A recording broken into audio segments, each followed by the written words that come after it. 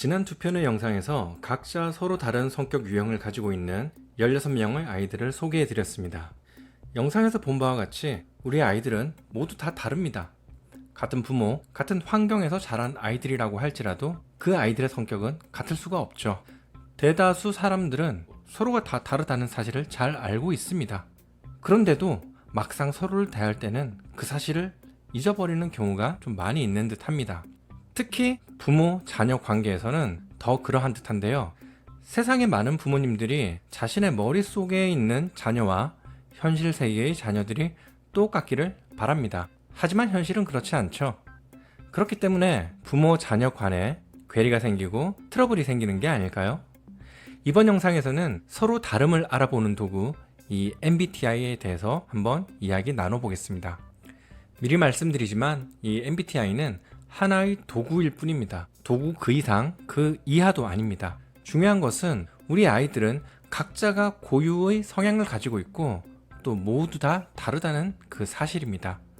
그 다름을 이해하기 위해서 MBTI를 활용하는 것이니까 너무 MBTI를 맹신한다거나 맹목적으로 받아들이지는 말았으면 좋겠습니다. MBTI의 풀네임은 마이어스 브릭스 타입 인디케이터. 자, 마이어스 브릭스는 사람 이름이고요.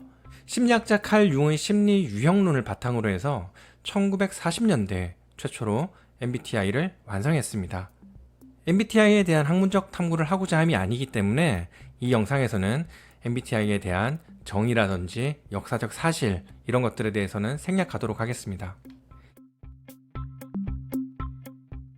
이 MBTI는 기본적으로 4가지 선호 지표를 바탕으로 이 지표들이 조합되어서 사람들의 성격을 16가지 유형으로 구분하고 있습니다.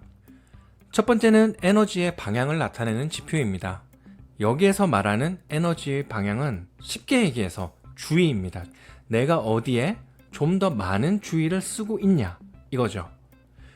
외향형의 경우에는 내 주변, 내 외부 세계에 좀 더 많은 주의를 쓰면서 상호작용을 하고 또 그것을 바탕으로 해서 에너지를 얻습니다. 예를 들어서 이 유형들은 피곤할 때 오히려 사람들을 더 만나고 이야기하고 함께 활동을 해야 활력이 넘치고 에너지가 충전이 됩니다.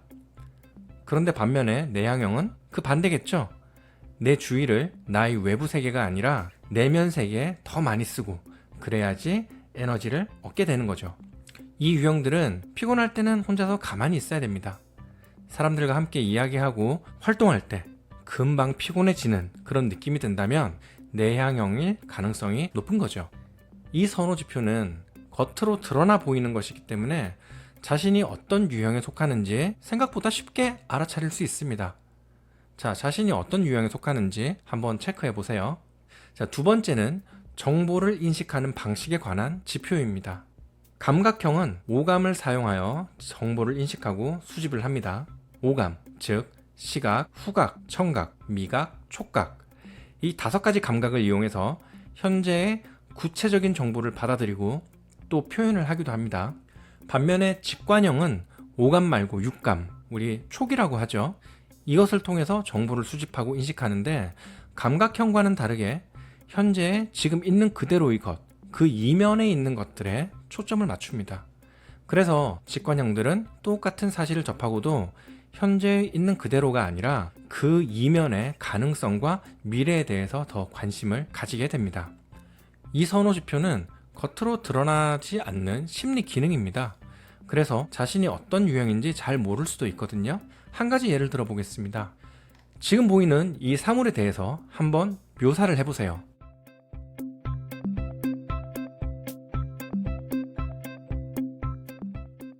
자, 어떤가요? 이제 자신이 감각형인지 직관형인지 감이 좀 오시죠?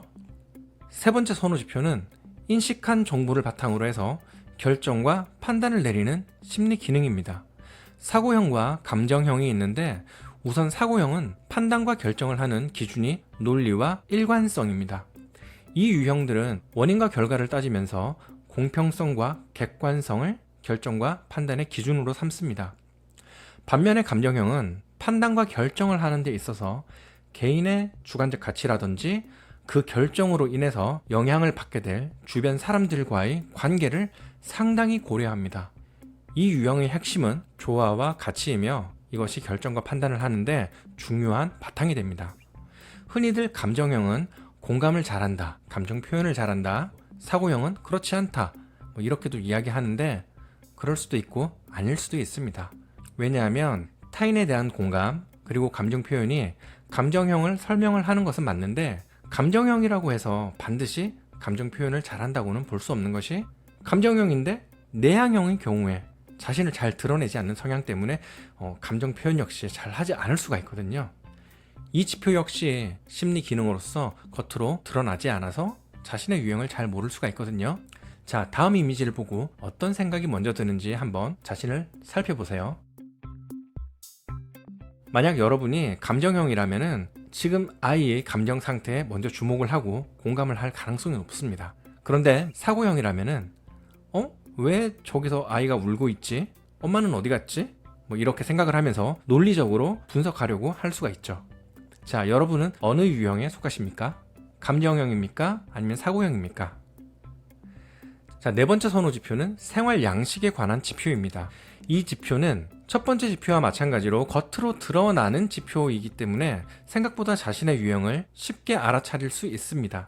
사람들은 어떤 상황 혹은 사건을 마주했을 때 제일 먼저 그 상황에 대한 필요한 정보를 인식하게 됩니다. 그리고 그 인식된 정보를 바탕으로 해서 어떻게 할 것인지 판단을 하고 결정을 하게 되는데 이때 인식형과 판단형은 서로 다른 행동 양상을 보입니다.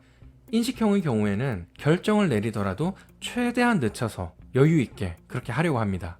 왜냐하면 인식형은 보다 많은 정보를 인식하려고 하는 그 성향 때문인데요.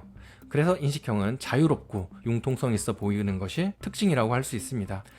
반대로 이 판단형은 인식된 정보를 바탕으로 해서 최대한 빠른 판단과 결정을 하려는 경향이 있습니다.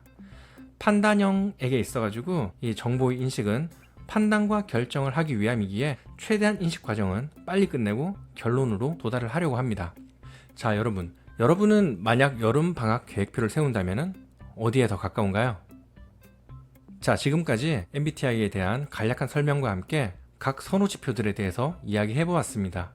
이야기를 듣고 여러분들은 자신이 각자 어느 지표를 더 선호하시는지 알게 되셨을 거예요. 확인하셨나요? 저의 경우에는 에너지 방향은 내향형이고 정보의 인식 방법에 있어서는 직관형입니다. 그리고 판단과 결정 방식은 사고형이고 생활 양식은 판단형입니다. 즉 INTJ, 이것이 저희 MBTI 유형이죠. 이렇듯 각자의 선호 지표를 확인해서 자신의 MBTI 유형을 찾아볼 수가 있는데요. 하지만 이것은 지표를 선택을 하는 데 있어서 개인의 어떤 바램이라든지 지금 현재 자신이 처해진 상황, 환경, 여러 가지 요인이 작용을 할 수가 있기 때문에 좀 더 정확한 유형의 확인 방법은 정식으로 MBTI 검사를 받아보시는 것입니다. MBTI 정식 테스트는 단순히 온라인에서 하는 무료 테스트라든지 혹은 테스트만 보고 바로 결과만 나오는 그런 식의 테스트는 아니고 테스트 전후에 전문가와의 상담을 통해서 보다 자신에게 적합한 유형을 찾아가는 과정을 거치게 됩니다. 시중에 떠도는 이상한 MBTI 검사하고 나서 나는 이런 유형이야, 너는 이런 유형이야, 하지 마시고요. 저희 쌤톡스에서는 MBTI 검사를 희망하시는 분에 한해서 두 쌍의 학부모님과 자녀를 대상으로 무료로 검사와 상담을 진행해 드리도록 하겠습니다. 이벤트 내용에 대해서는 다음 영상에서 구체적으로 말씀을 드릴 테니까 많은 관심과 참여 부탁드리겠습니다. 이번 영상이 여러분들의 혹은 여러분 자녀의 성격 유형을 아는데 조금이나마 도움이 되었길 하는 바람이고요. 도움이 되셨다면 구독과 좋아요 그리고 알림 설정 부탁드리겠습니다. 시청해주셔서 감사드리고요. 다음 영상에서 뵙겠습니다.